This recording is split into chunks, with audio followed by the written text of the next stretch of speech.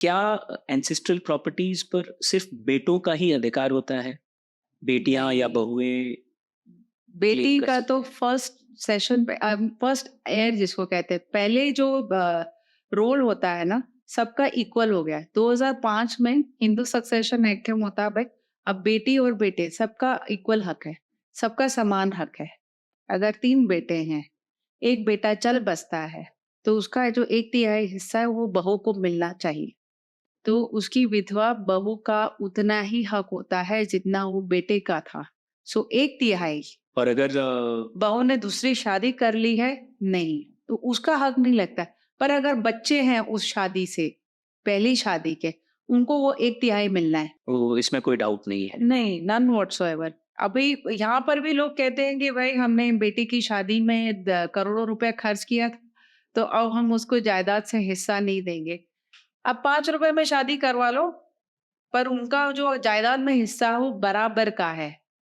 उन्होंने शादी कर ली, वो यहाँ से यूएस, अमेरिका, कनाडा जहाँ मर्ज़ी है वो चली गई हैं, पर उनका वो हिस्सा इक्वल ही होगा।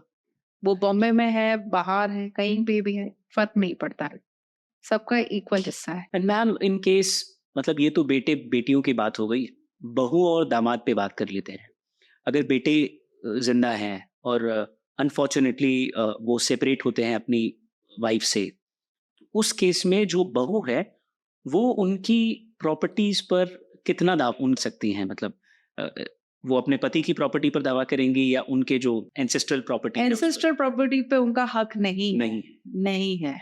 क्योंकि इतनी सारी बड़े नंबर्स हमें सुनाई देते हैं जब हम सेलेब्स के वो फिर ऐसा हो जाता है कि वो केस कचहरी में फिर अगर वो ब्लिंक्स फर्स्ट, पहले किसने आंख मींची, अब थक गए हो, आप सेटल करोगे, पर उनका हक नहीं बनता है। उससे तो अच्छा है कि चलिए आप अपेंडिक्स समझ लीजिए, जी, आपकी बॉडी का पार्ट बॉडी है। का हिस्सा है, काम का नहीं, आपने काट कर उसको फेंकना है, क्योंकि आप अपना एक अच्छा काम छोड़कर आप कोर्ट केस कचहरी की तरफ जाते हो, जो कितने टाइम चलेगा हमको नहीं पता।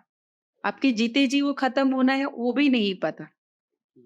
ठीक है। इसका एक मानसिक संतुलन भी खराब होता है, बिकॉज़ आप रोज़ सोचते हो कि कल आपने कौन-सी पेशी में क्या बोलना है, कौन से पेपर्स। ये मेरा एक सुझाव है कि कभी-कभी वो अपेंडिक्स की तरह काट कर उसको सेटल कर दीजिए, बजाय इसके कि नोटिस हम्म। भेजो, उस बात को कड़वा कर दो। उनका हक नहीं बनता है, लीगली हक नहीं बनता है। लीगली हक नहीं बनता है। पर अगर माँग ही रहे हैं तब ठीक है, फिर आपके ऊपर है।